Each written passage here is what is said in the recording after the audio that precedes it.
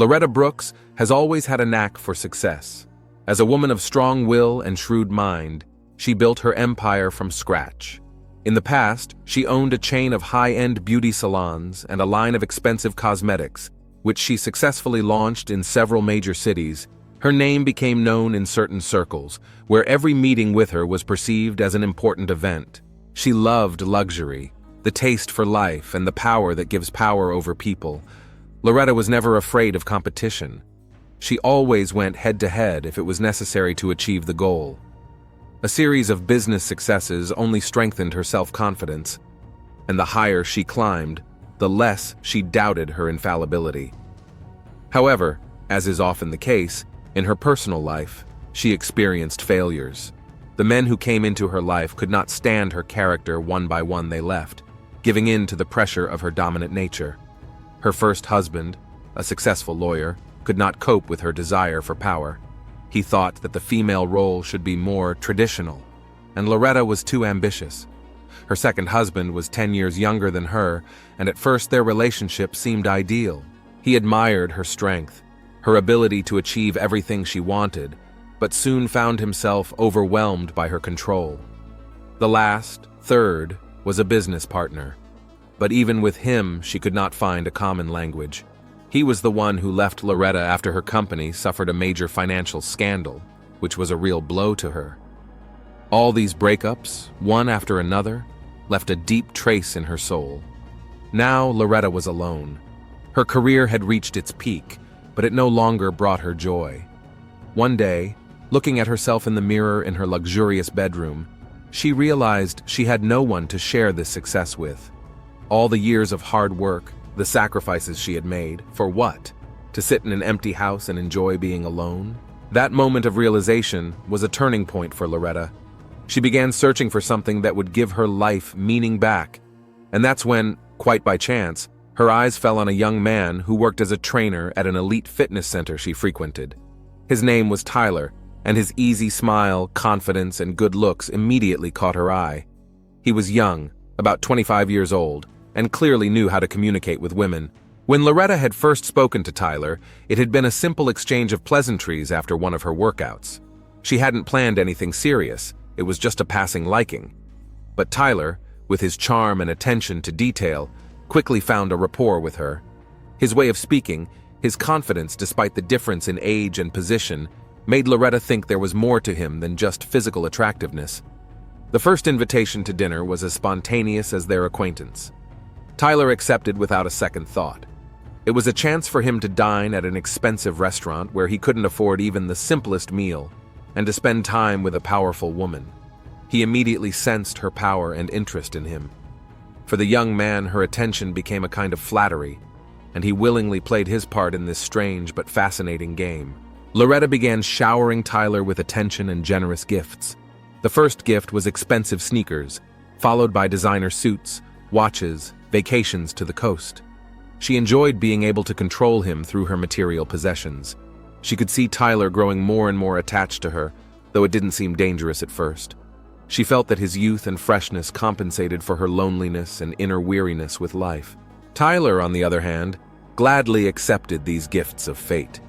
He had never experienced this level of luxury and comfort. Loretta took him to the best restaurants, arranged trips to her country house with a pool, and every time he was near her, he felt like the center of attention. His friends and acquaintances marveled at his new lifestyle, envying his good fortune. But there was more than just material gain behind it all. The more Loretta tried to keep him around, the more obvious her obsession became. Tyler began to notice that she was becoming more and more controlling. Every move he made, every meeting with his friends, or even his workout, she tried to regulate. She called him several times a day, constantly checking on his whereabouts. Her jealousy and desire to possess him completely became more and more apparent. Tyler didn't immediately realize how much this was beginning to depress him. He saw it as nothing but care and attention, but slowly it began to turn into a real trap. Every time he tried to pull away a little or spend time with someone else, Loretta became restless. Her obsession grew, and Tyler began to feel like he was losing his freedom. One day, he talked to her about needing more privacy, but Loretta only brushed it off, saying that he just didn't realize how much she valued him. Tyler had a hard time resisting her onslaught because he knew that without her financial support, his life would quickly revert to a state he was no longer happy with. An undercurrent of tension began to build in their relationship. Loretta, despite her outward confidence, felt that her control over Tyler was beginning to wane. She noticed that he was becoming more distant, spending less time with her, though in public they continued to seem like the perfect couple, a mature, successful woman, and her young, attractive companion. But something dangerous was brewing in the depths of her soul. Fear of losing him, fear of being alone again. Passion was developing between them, but underneath that passion, there were anxious undertones. Tyler was feeling more and more pressured, and Loretta couldn't bear the thought of someone else taking his place. She saw him as more than just a lover, but more than that, a last chance to regain control of her life that she had once looked at with such pride. With each new day, Loretta found herself sinking deeper and deeper into her feelings for Tyler. Their relationship that started out as a light flirtation had turned into something much more complicated and burdensome. For her, Tyler had become something of an obsession. He was her symbol of youth, of energy, of strength. He was the one who brought her back to life, back to feeling wanted and loved again. But over time, that desire turned out to be not just love, but a lust for complete control over his life. At first, Loretta tried to convince herself that she was in control. She gave him expensive gifts, organized joint trips, surrounded him with care and attention, confident that it was enough to keep him close. But with each new week, she began to notice more and more things that threw her off balance. Tyler returned her calls less frequently, disappearing for hours at a time under the pretext of work, and sometimes openly stating that he wanted to spend time with friends. Loretta, on the other hand, felt an uneasiness growing in her heart that she hadn't felt before. Her control over Tyler was increasing. She found excuses for her behavior. He's too young to understand what he needs. I want to help him be successful. These thoughts only strengthened her resolve. Loretta gradually began to infiltrate his life so deeply that Tyler began to feel it as pressure, but he didn't know how to get out of the maze yet. She demanded accountability for every minute of his time, wondering who he was spending his evenings with, where he'd been, why he hadn't called her back. Tyler was closing himself off from her more and more, though at first he tried not to make a big deal of it. She's just worried, he told himself. She needs reassurance. But the more he tried to reassure himself, the clearer it became. Loretta wasn't going to let him go so easily. His cell phone was constantly under Loretta's control. She could call out of the blue and ask what he was doing, or offer to spontaneously come over to his place. Tyler quickly realized that her need for his attention was growing by the day, and her jealousy was becoming unbearable. When he accidentally stayed late after practice, Loretta flooded him with messages, demanding explanations as if he were her property. Her attempts to be everywhere in his life were beginning to depress him, and that was just the beginning. With each new outbreak of jealousy, Loretta began to feel a panicked fear.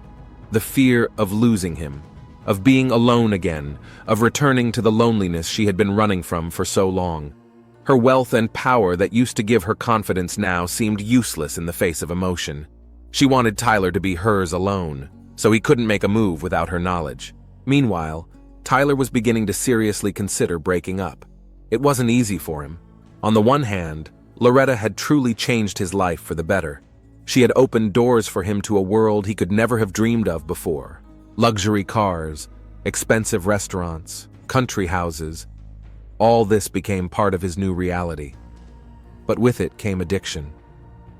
He felt that if he left Loretta, everything would go back to the way it was. Life would become boring, devoid of the brightness he was used to. He began to avoid her as best he could.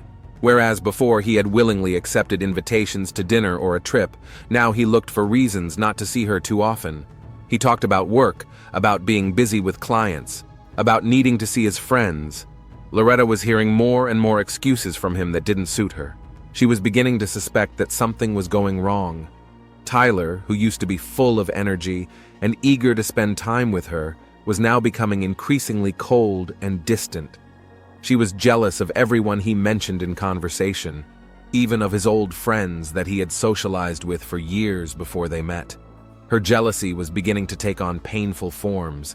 She checked his phone, monitored his social media accounts, trying to find the slightest signs of betrayal.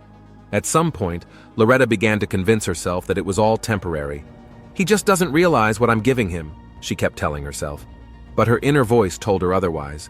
She realized that Tyler was losing interest in her, that his infatuation with her was temporary, and the thought was driving her crazy. Monica Robinson, her close friend, was the first to notice the change in Loretta's behavior. Monica had known her for years, and even in her darkest moments, Loretta had always remained calm and cool.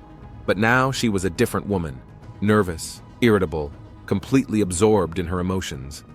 Loretta often complained to Monica about Tyler, his coldness, his attempts to avoid seeing her. She was full of accusations, telling of her suspicions that he might have another woman. Monica tried to warn her friend. "You're overreacting, Loretta," she said, as they once again discussed Tyler over a glass of wine in one of the luxurious restaurant terraces. "You can't keep him on such a short leash. He's young, he needs space. You can't keep him just for the money." But Loretta wasn't listening. It seemed to her that Monica simply didn't understand her situation, her fear of being alone again.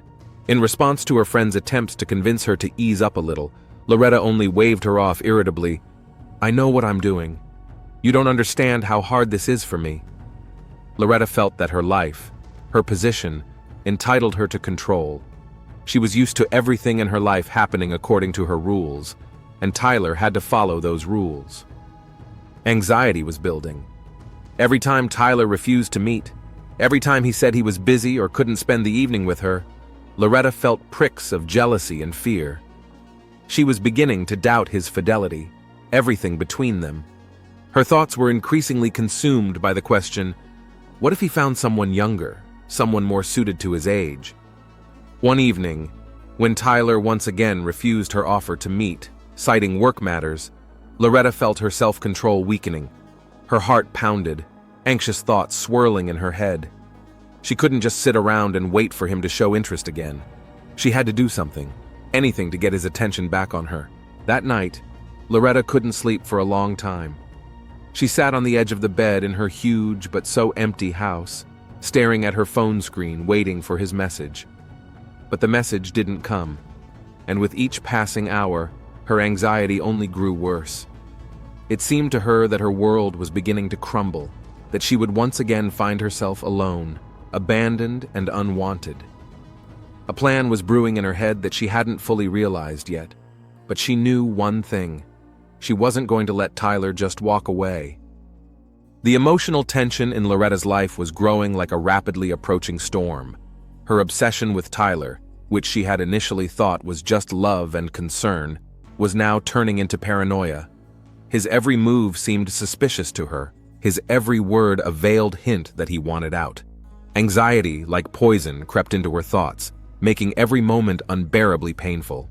Increasingly, Loretta noticed Tyler moving away from her. His eyes no longer lit up when he looked at her, and he no longer showed the passion that had once made her heart beat faster.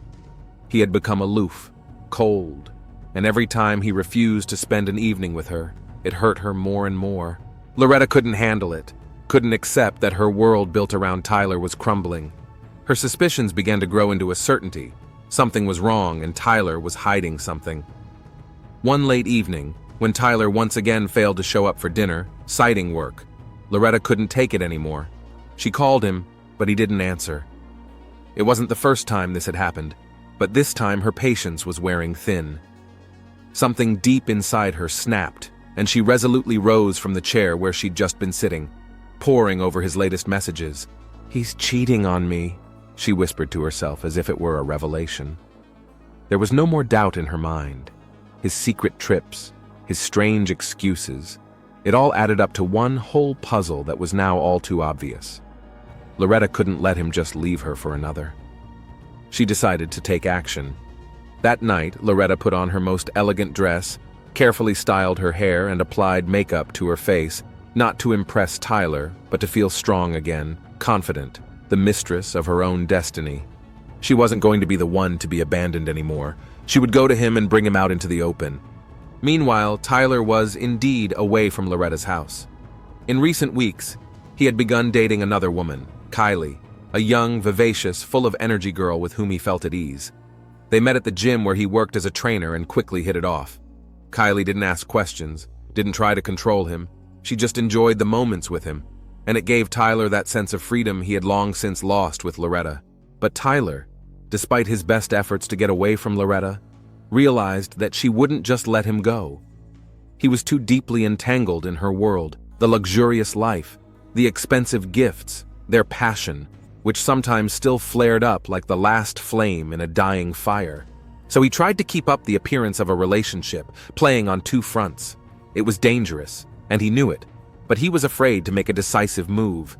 The night was clear when Loretta pulled up in front of his house. She could see the lights in the windows were on and felt her heart clench with pain.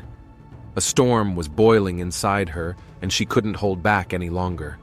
The suspicion of his cheating increased her anger, and her every thought was reduced to one thing: I must find out the truth. Walking up to the door, Loretta, without hesitation, began knocking forcefully, demanding that Tyler open it. But the door remained closed. After a few seconds, she heard footsteps inside and someone's whispering. This roused her even more.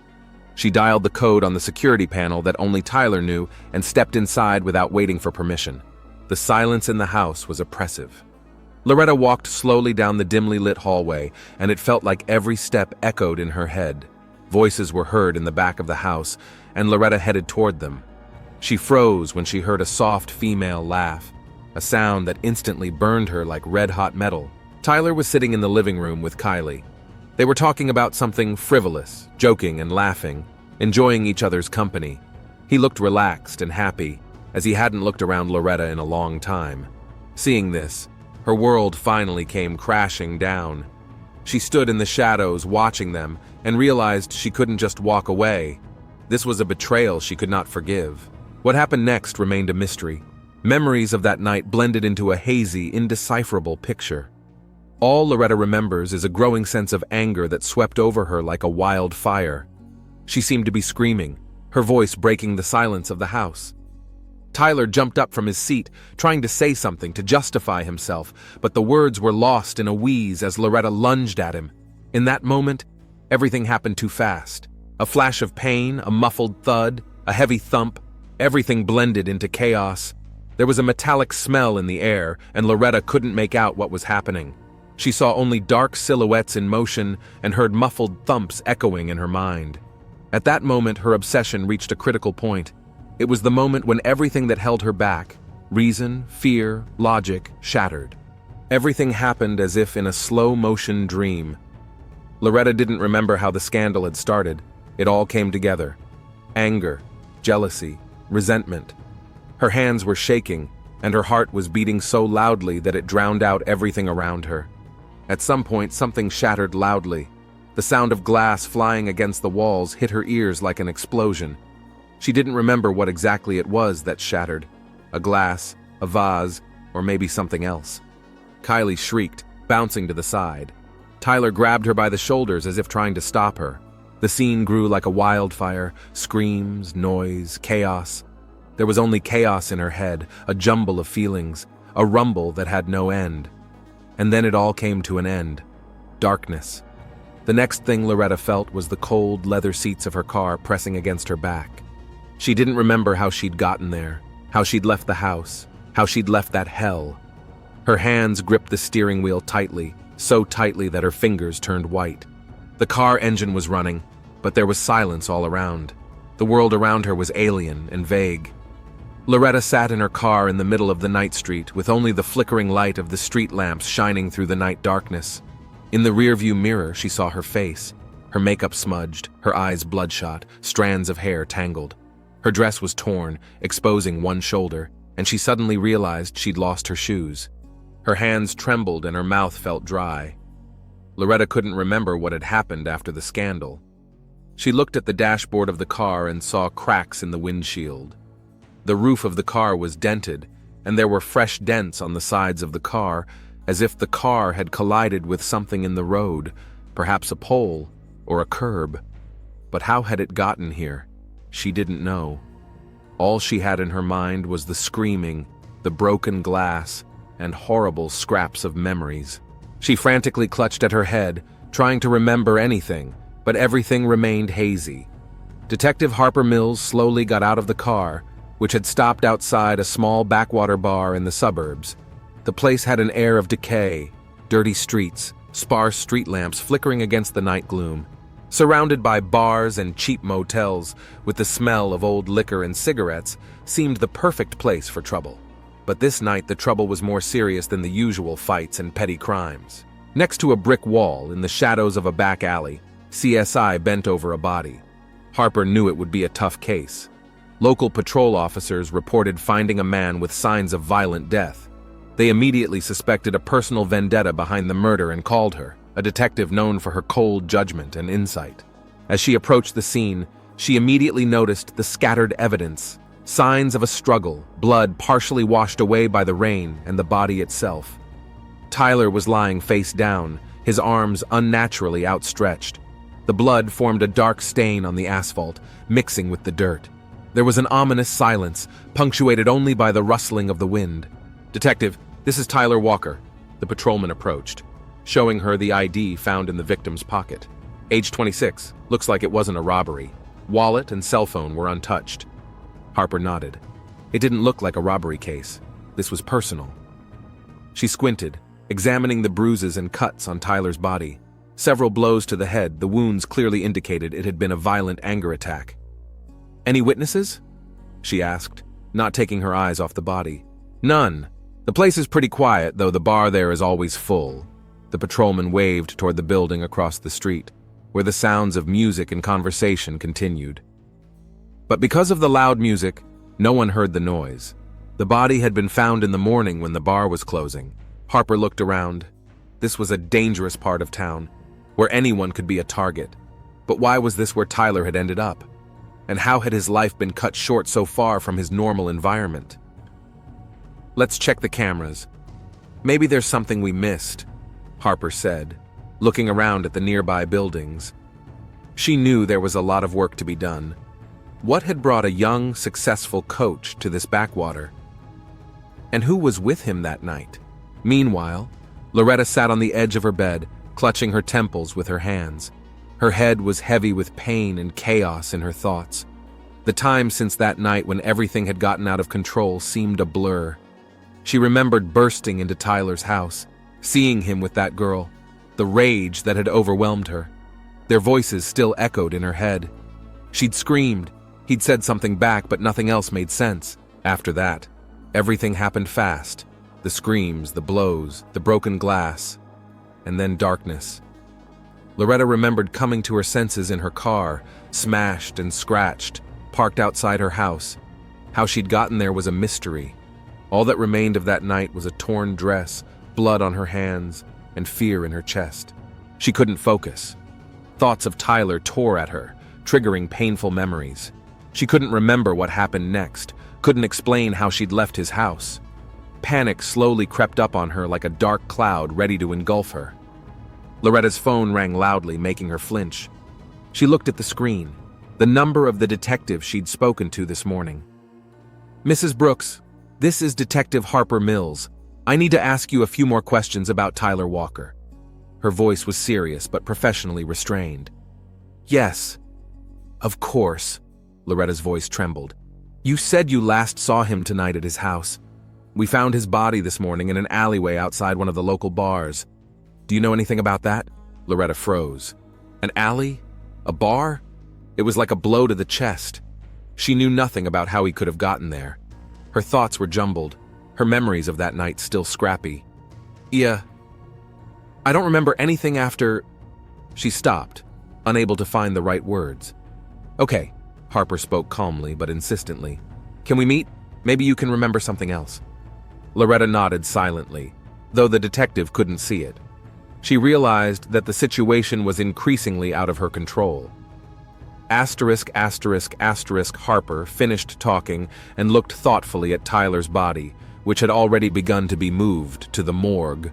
Something about this story kept her on edge. The bloody crime scene at the house, Loretta's strange memory loss, and now a corpse found far from the mansion. Someone was clearly trying to cover their tracks, but what exactly had happened that night? She gathered her thoughts and headed to the bar, hoping to find a single clue. The quiet conversation stopped when she stepped inside. The place was half empty, with a couple people casting leering glances at her.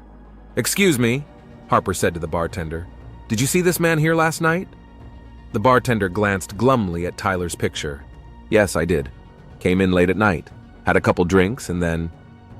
well, I think he went out with some girl." "What kind of girl? Can you describe her?" The bartender shrugged. "I've seen her around here a couple times. Young, pretty, didn't seem to be from around here." Harper nodded. Her suspicions were beginning to take shape. Tyler clearly wasn't here alone, and this mystery woman could be the key to solving the case. Harper Mills sat in her office, staring at the wall where a board hung with photos and evidence in the Tyler Walker case. A lot of details had already fallen into place, but there was still one big mystery.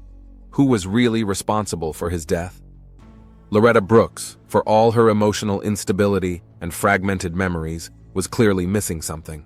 Folding her hands in front of her, Harper recalled everything that had been gathered so far.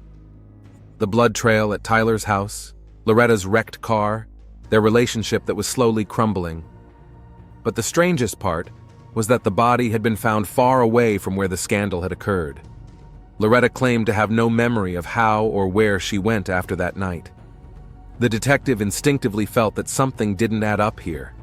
Loretta was immersed in her obsession, but was she capable of murder? The clue came unexpectedly. During another review of surveillance footage outside the bar, Harper noticed one detail she had missed earlier. On one of the tapes, a figure flashed, stepping out of the shadows. It was the woman who had crossed paths with Tyler that night.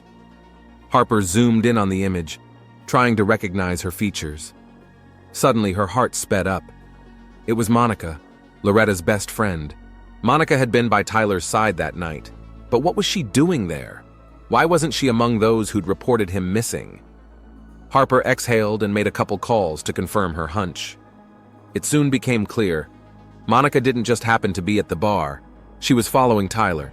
There was something unsettling about her behavior.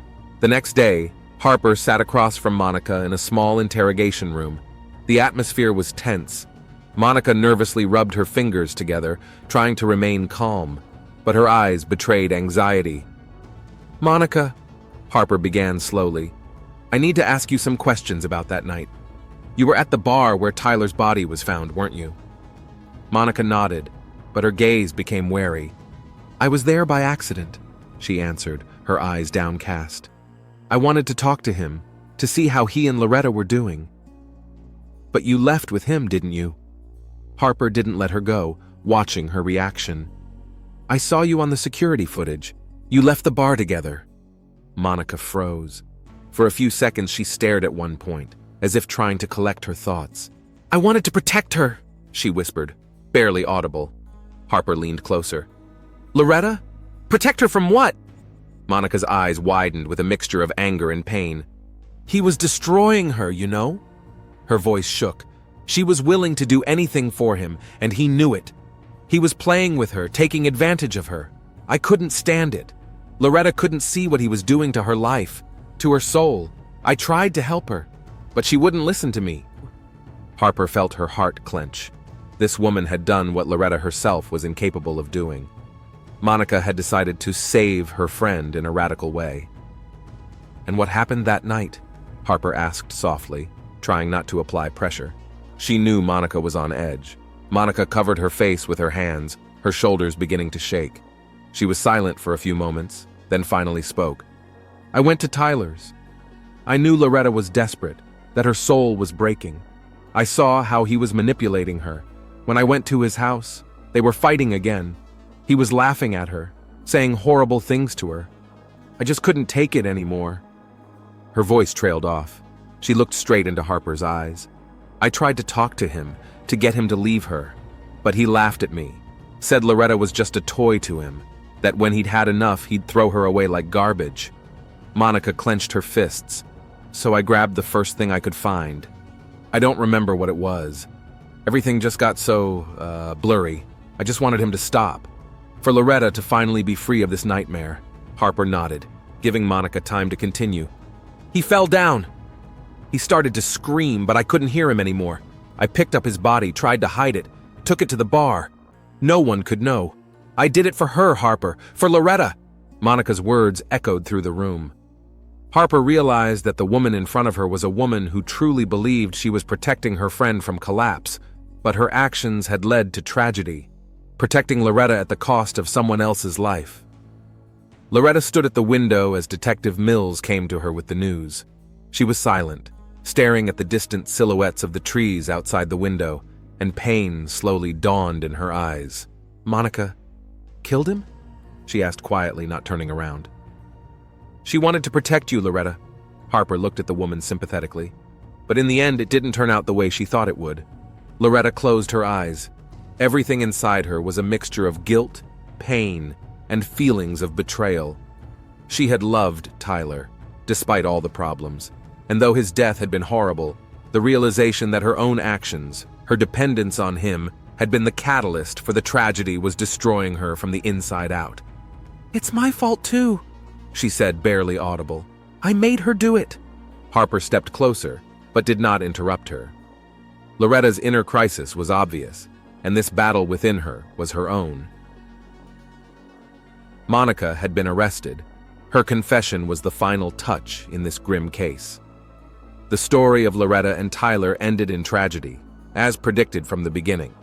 Harper, having finished her investigation, felt that there were no winners in this story. All involved were victims. Victims of obsession, love, manipulation, and the desire to control other people's destinies. Loretta was left alone, and perhaps that was her heaviest punishment. Loretta stood in front of the prison gates, her heart pounding in her chest. It had been months since Monica's arrest, and now she had finally decided to come to her. She didn't know what to expect from this meeting. Her mind was still spinning with questions that Loretta couldn't find answers to. Why did Monica do this? Why had she decided her friend couldn't handle it on her own? She sighed, taking a deep breath of the cool air, and walked through security, showing her ID. She was led down long corridors surrounded by high walls, where the silence was oppressive and stifling. Monica was waiting for her in the visitor's room, a small room with simple plastic chairs and a table. Loretta stepped inside and froze.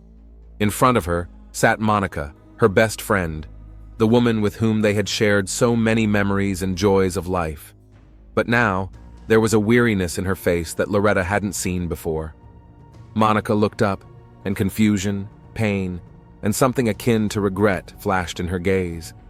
"Hi," Loretta said quietly, trying to hide the tremor in her voice. "Hi," Monica replied, her voice hoarse, as if she hadn't spoken in a long time.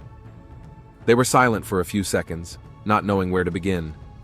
Finally, Loretta sat down across from her and pressed her fingers firmly on the edge of the table. "Why did you do it, Monica?" Loretta's voice was full of pain. You destroyed your life. For what?" Monica sighed, looking away. She was silent for a long time, as if searching for words. "I don't know, Loretta," she finally said, her voice quiet but firm. "At that moment, I felt like I was doing it for you. I saw you dying on the inside, saw Tyler destroying you. I thought that if I got rid of him, you could be you again, that you'd be happy if he was gone." Loretta froze, staring into her friend's face, her heart clenched with pain and guilt. Tears glistened treacherously on her lashes. "But why?" she asked, her voice trembling. "Why did you think I was so weak? That I couldn't handle myself? Did I look like that? Like a helpless victim?" Monica looked up at her with a look of despair and remorse. "No, you were never weak," she whispered. "But you were blind. You loved him so much that you didn't see how he was destroying you. I wanted to save you, Loretta. But perhaps I wasn't thinking through to the end. And now here I am." They fell into silence again. Loretta looked at her friend, the one who had sacrificed everything to spare her pain, and realized that Monica, despite her actions, was still the same person who had always cared for her. 15 years, Loretta said quietly, lowering her head. "You got 15 years? How are you going to stand it?" Monica smiled weakly, her eyes fading. "I'll have to," she answered simply. "It's my choice, my mistake, and I'm ready to atone for it." Loretta pressed her lips together, trying to hold back the tears. Pain racked her heart. She knew life would never be the same after this. Tyler was gone, Monica was behind bars, and Loretta was left alone with a burden of guilt and unanswered questions. "You know," she finally said, laughing through her tears, "I'll come for you when you've had enough of this place. I'll meet you at the exit, you old hen. We'll fly to the ocean. We'll sit on the beach, drinking cocktails, laughing at the craziness of it all." Monica smiled too, though her smile was bitter. "I'll be waiting for you, Loretta," she replied quietly. "But promise me that until then, you will live. You deserve to be happy, even if I've done everything wrong." Loretta shook her head, wiping away her tears.